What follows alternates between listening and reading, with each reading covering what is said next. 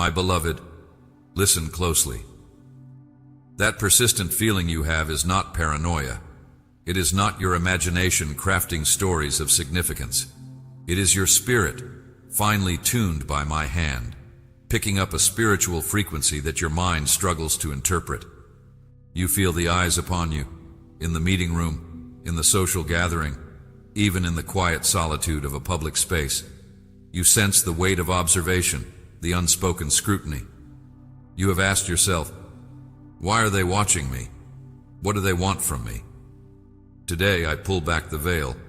The attention you receive is not about your personality, your appearance, or your achievements. It is a spiritual phenomenon, a reaction to the destiny I have placed within you. They are not watching a person. They are witnessing a prophecy in motion. Understand this foundational truth. You carry a spiritual signature that disrupts the ordinary. Just as a magnet invisibly rearranges iron filings, your presence, anchored in me, rearranges the spiritual atmosphere around you. People may not know my name, but their spirits recognize my imprint. You are a living symbol of a reality they have ignored, a walking reminder of a king they have not acknowledged. This creates a subconscious fascination, a pulling of their spiritual attention. They watch because something deep within them is trying to reconcile the world they know with the kingdom you represent. Your every move is a data point in their unresolved spiritual equation. This attention often manifests first as a subtle study. They note how you react under pressure. They monitor your emotional responses to crisis and to blessing. They catalog your words, your silences, your choices. To you it may feel invasive, as if you are living under a microscope. But see it from the heavens' perspective. You are on display, not for judgment, but for demonstration. I have placed you as a living epistle, to be known and read by all. Your life is a classroom, and even those who do not realize it are students. Your patience teaches, your joy instructs, your endurance preaches. Their watching is the first step toward their learning, even if their current intention is far from holy. There is another, more unsettling layer to this gaze, the surveillance of opposition. The enemy also watches you. He studies your patterns, your weaknesses, your moments of weariness. He notes what triggers you, what discourages you, what makes you doubt your calling. He sends his agents, sometimes unaware people, sometimes oppressive spiritual forces, to observe and report. This is why the attention can sometimes feel heavy, draining, or accusatory. It is a spiritual reconnaissance mission. But hear me, my precious one. This too I allow. For in their watching they are also witnessing my faithfulness. They are gathering evidence of my sustaining grace in your life, and they will find no legitimate cause for accusation against a soul hidden in me. You must reframe this experience in your heart. Do not receive the weight of observation as a burden of performance. Receive it as a confirmation of your assignment. Light attracts attention, both from those seeking warmth and from creatures who prefer the dark. The fact that you are being watched is empirical proof that your light is shining. If you were fully blended into the world's shadow, you would be invisible. Your visibility is a symptom of your distinctiveness. So today, I call you to a shift in consciousness. When you feel the eyes upon you, do not shrink inward with insecurity. Do not flare outward with defensiveness. Instead, turn upward with acknowledgement. Let your internal dialogue be a quiet prayer. I see them watching. I commit this moment to you. Let them see you in me. Your calm awareness under observation is a powerful spiritual weapon. It disarms the enemy's tactic of making you self-conscious and steals the pressure he tries to impose. Do you recognize this dynamic? Has this naming brought a strange relief to your soul? If so, acknowledge the truth. Step out of confusion and into clarity. Speak this declaration over your spirit now. The attention confirms my light. My beloved, now we must delve into the heart of why the watching happens. It is not random curiosity. It is a spirit-deep response to a specific power you carry, often without realizing its full effect. The attention you draw is a spiritual symptom, and every symptom has a root cause. Within you resides a force that challenges the invisible hierarchies of this world, a quiet authority that unsettles the established order of fallen realms. They watch because they are trying to understand a power they cannot categorize, a presence that operates by a different set of rules. The primary reason for their fixation is your carried authority. This has nothing to do with your title, your wealth, or your social influence. It is the inherent weight of glory that comes from a life submitted to my will. You move with the confidence of one who knows they are sent, even if you do not yet see the full destination. This unshakable sense of purpose emits a spiritual frequency of command. In the unseen realm, your life sounds like a clear, firm directive. This disturbs the spiritual forces that hold territory through chaos and intimidation. They watch you to discern the source of this authority, to see if it is a bluff they can call or a reality they must flee from. Human souls, entangled with these forces, feel this disturbance and are subconsciously drawn to monitor its source, you. They are also watching for the source of your sustenance. The world operates on an economy of lack. There is never enough approval, never enough security, never enough power. People are perpetually striving, performing, and consuming to fill an inner void. Then they see you. You are not striving like them. You are not panicking in lack. You are not crumbling under the same pressures. You seem to be drawing peace, joy, and provision from a hidden well. This baffles them. Their watching is an attempt to uncover your secret. They look for your connections, your strategies, your methods. They will scrutinize your habits, your routines, your associations, trying to reverse engineer your inner peace. They do not yet understand that the well is not a method, but a person. They are watching a miracle, a human being sustained by invisible manna, and they are trying to find the breadcrumbs, not realizing the bread of life is within you. Furthermore, they watch because of your disruptive authenticity. In a world of curated personas and strategic masks, your genuine self is a disruptive force. You are not easily manipulated by flattery or intimidation. You cannot be predictably categorized as driven by greed, lust for power, or hunger for fame. Your motives are mixed with my spirit, making them opaque to worldly analysis. This makes you unpredictable and therefore, to a controlling spirit, threatening. The enemy's kingdoms operate on predictable patterns of sin and reaction. Your freedom to respond with love instead of hatred, with peace instead of anxiety, with forgiveness instead of vengeance, breaks their algorithms. They watch you closely, gathering data, trying to find a pattern of the flesh they can exploit, and when they find it less and less, their watching intensifies into frustration. There is also the element of prophetic resonance.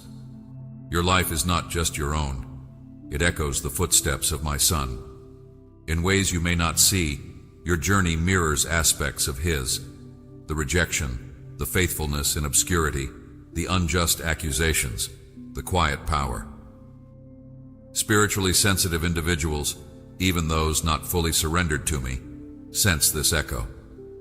It stirs a deep, often unsettling memory within them. It reminds them of a story they have heard, a truth they have ignored, a call they have resisted. They watch you because on some level, you remind them of me. This is perhaps the most profound reason for the attention. You are a living memory of God to a forgetful world. Their gaze is a mixture of longing, resentment, and holy curiosity. My precious one, see the grandeur of this. You are not being watched because you are lacking, but because you are carrying a fullness that interrogates the emptiness around you. The scrutiny is a testament to the substantive reality of your spiritual life. A shadow is not examined, a light is. A whisper is not tracked, a clear voice is. Let this truth fortify you. When you feel the weight of eyes, remember, It is because you carry a weight of glory. It is because you are nourished by an invisible source. It is because you are free in a world of bondage. It is because you look like family to a homesick creation. Does this understanding lift the burden of feeling inspected and replace it with a sense of solemn purpose? If it does, then let your spirit agree. Speak this truth into your current reality. I am watched because I carry what they need. My beloved, now we bring this truth into the plain light of your daily walk. How does this spiritual watching manifest in the tangible world? It is not a vague, ethereal concept. It materializes in specific, repeatable behaviors and social dynamics that you have likely noted, but lack the language to decode. These are the fingerprints of the unseen gaze upon your visible life. Recognizing them is crucial, for it turns confusion into clarity and perceived persecution into understood spiritual engagement. You will first notice the strategy of silent measurement. Conversations around you will subtly pivot to draw out your position, your resources, or your loyalties. People will ask questions that seem innocuous, but are designed to gauge your strength, your knowledge, or your vulnerability. What would you do if? Who do you think is right about? Do you have a plan for? They are not merely making conversation. They are taking measurements. They are trying to map the boundaries of your influence, the depth of your wisdom, the limits of your patience. In meetings, your silence will be noted more than others' chatter. Your calm will be measured against the room's anxiety. Your every contribution will be weighed on a scale you cannot see. Understand this. They are assessing the territory of your spirit, scouting for weak points in your peace, for gaps in your faith. Then comes the phenomenon of mirrored reactions. Watch how people reflect your energy back to you in distorted ways. If you enter a room with genuine joy, someone may respond with sarcastic humor or exaggerated hollow cheer. If you bring a sober, focused peace, others may become unnervingly frivolous or artificially tense. This is not coincidence. It is the flesh and the opposing spirit trying to calibrate a response to the unfamiliar frequency you emit. They cannot match it, so they mimic a caricature of it, or they oppose it with its perceived opposite. They are watching to see how you react to their distorted reflection of your own light. Will you get offended? Will you engage in debate? Will you dim your own joy to match their cynicism? Their behavior is a test, and your consistent, loving nonconformity is the answer. Another clear sign is selective engagement and withdrawal. You will be warmly included in moments where you can provide something, wisdom, labor, encouragement, and then coolly distanced once that provision has been given. The connection will feel transactional because, at a spiritual level, it is an extraction attempt. They are watching to see what they can draw from your well. When they perceive the well is deep and not easily drained, or when they realize the water is holy and demands a change in them to drink, they often withdraw. Their watching turns from curiosity to caution. You may find yourself suddenly on the periphery of conversations you were once central to, not because of anything you did wrong, but because your consistent light became inconvenient to their chosen shadows. Pay attention to the language of borrowed attribution. Your ideas, spoken in one setting, will reappear in another setting from someone else's mouth, presented as their own. Your solutions will be implemented without credit. Your unique phrases will be adopted by others. This is more than plagiarism. It is spiritual mimicry. They are watching your creativity, your problem solving, your anointed speech because they are trying to possess the fruit without being connected to the root. They want the power of your insight without the relationship with me that birthed it. It is a form of flattery that carries the sting of theft, but see it as proof that what flows from you is desirable and potent. Finally, be aware of the burden of projected expectation. Because they sense an authority on your life, they will project onto you the responsibility to solve problems I have not assigned you, to carry emotions that are not yours to bear, to have answers to questions I have not given you revelation for. Their watching is coupled with a silent demand. Perform. Fix this. Explain that. Carry us. This burden can be heaviest from those closest to you. You must discern, my precious one, between my yoke, which is easy and light, and the yoke of others' expectations, which is heavy and ill-fitting. Their gaze often carries this unspoken weight. My child, these manifestations are not evidence that you are flawed or failing. They are evidence that you are effective. The enemy does not deploy strategies against empty targets. The world does not scrutinize what it deems irrelevant. Your life is a significant spiritual event, and these social dynamics are merely the surface tremors of a deeper engagement. When you recognize these patterns, do not become cynical or closed. Become prayerful and wise. See the people, but discern the spirit. Your calling is not to stop being watched, but to ensure that what they see, through all these filters, remains steadfastly, compassionately, and authentically me and you. Does this naming of the patterns bring a profound sense of understanding to your past experiences? If it does, let your spirit settle in this discernment. Speak this declaration of clarity. I see the patterns. I walk in wisdom. My beloved, we have named the manifestations. Now we must address the core of the matter, your response. How do you live, move, and breathe under this constant, often unnerving spiritual attention? The temptation will be to alter yourself, to shrink, to perform, to explain, or to retaliate. But I call you to a higher path, the path of sanctified indifference. This is not apathy. It is a focused, deliberate choice to be governed solely by my gaze, making the watching of others a matter of secondary, neutral consequence. Your freedom lies not in escaping their eyes, but in being utterly captivated by mine. Your first and most powerful stance is the posture of inward retreat. When you feel the weight of observation becoming a pressure to perform, you must consciously and instantly retreat into the inner chamber of your spirit, where I dwell. This is a split-second spiritual maneuver. While your body remains present, your heart turns its full attention to me. You whisper, Father, I am here with you. In that moment, you withdraw your dependency from their approval and your fear from their judgment. You place your sense of self back into the safety of my affirming presence.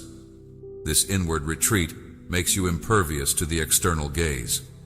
They may watch the vessel, but you are hidden in the captain. This is your secret place, accessible at any moment. From this place of retreat, you exercise the discipline of calibrated transparency.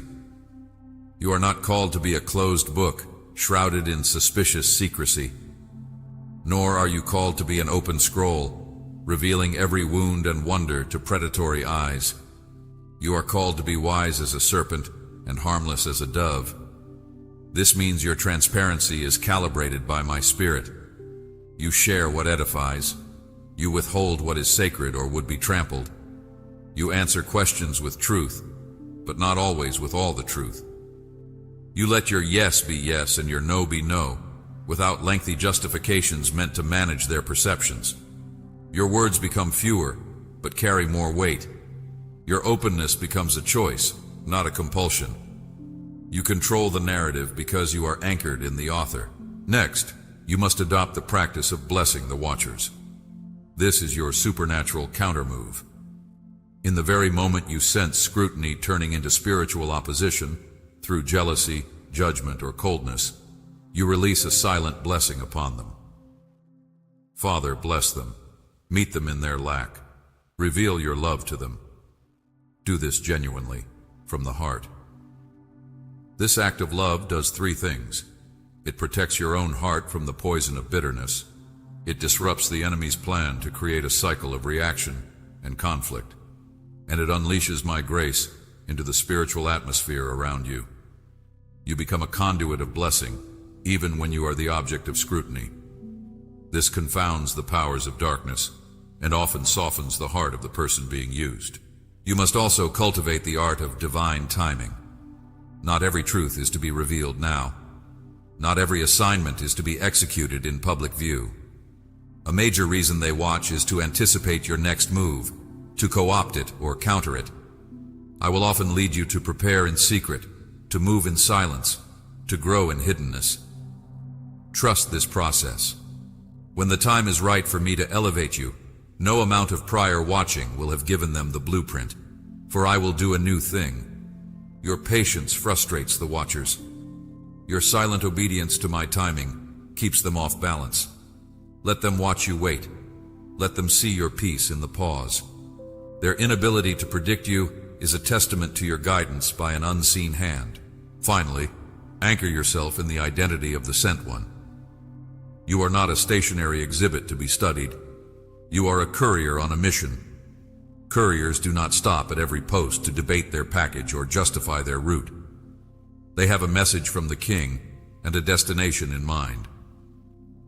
When you internalize that you are sent, the watchers become part of the landscape you pass through.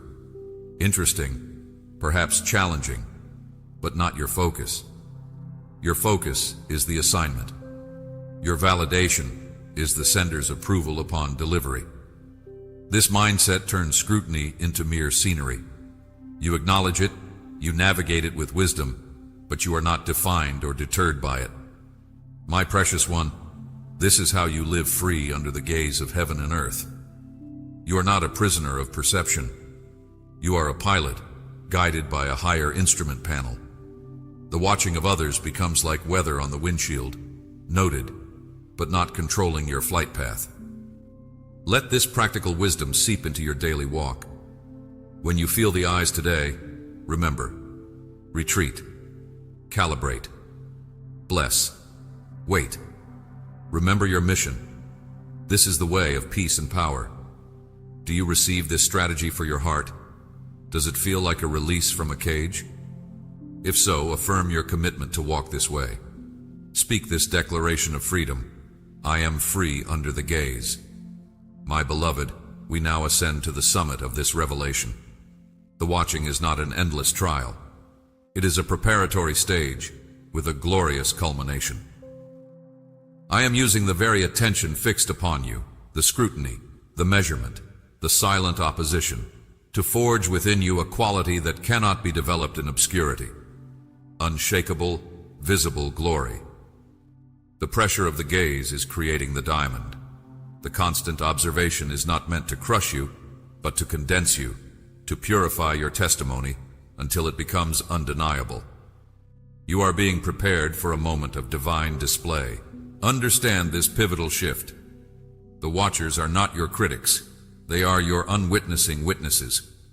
They are gathering, often against their own intent, a body of evidence. They are documenting a case, not against you, but for my faithfulness. Every time they watch you endure hardship with grace, they are collecting data on my sustaining power. Every time they see you blessed without manipulation, they are recording evidence of my providence. Every time they observe you rise from a fall without bitterness, they are witnessing the reality of my redemption. They think they are watching you. I am ensuring they are witnessing me. Their persistent gaze is guaranteeing that when I move on your behalf, there will be a crowd of people who cannot deny that what happened to you was supernatural, for they have seen the entire process. This leads to the principle of the public vindication. There comes a divinely appointed moment when I will turn the tables. The very things they watched and judged, your patience as weakness, your integrity as naivety, your season of lack as failure, will become the platform for my glory.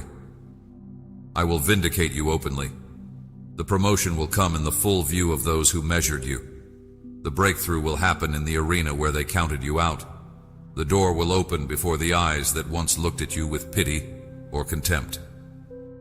And in that moment, their years of watching will serve my purpose, for they will have no explanation but God. They will be forced to reconcile the man or woman they scrutinized with the victorious one standing before them. The long observation will make the sudden shift undeniably miraculous. Furthermore, the watching is preparing you for stewardship of influence. The ability to lead, to influence, to carry spiritual authority is not granted to those who are unknown. It is entrusted to those who have been tested in the furnace of visibility. Your character has been on display. Your reactions have been recorded. Your faithfulness in the small, watched things is the qualification for authority over much. The watching has been a grueling but necessary accreditation process. When I place you in a seat of influence, there will be a spiritual record, written in the atmosphere, of how you handled the weight of eyes. That record will either grant you gravitas or disqualify you. Because you have learned to abide in me under pressure, you will carry the influence with humility and stability, and the watchers from your past will become your first line of testimony to your fitness for the role. Finally, see the ultimate purpose. You are being made a sign and a wonder. The prophets of old were not just speakers, they were living symbols. Their lives were prophetic acts. You are being fashioned into the same. Your journey under the watching eyes is crafting you into a living signpost. People will look at your life, the scrutiny you endured, the peace you maintained, the victory that emerged, and they will not just hear a sermon, they will see a testimony. They will point to you and say, if God did that for them, in full view of all that opposition, then He can do it for me. Your life becomes a landmark of hope, a geographical marker on a spiritual map saying, God is faithful here. So, my precious one, do not dread the eyes. Do not pray only for them to be removed. Begin to pray for the grace to endure them with such radiant consistency that their very gaze becomes part of the testimony. You are not hiding from the spotlight. You are being polished by it. The audience is larger than you know, and the performance is not yours, but mine through you. The season of passive watching is transitioning into a season of active demonstration. They watch the preparation. Now, they will witness the purpose.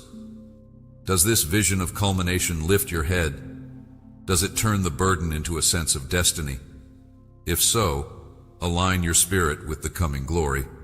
Speak this declaration of anticipation. The watching is preparing my platform.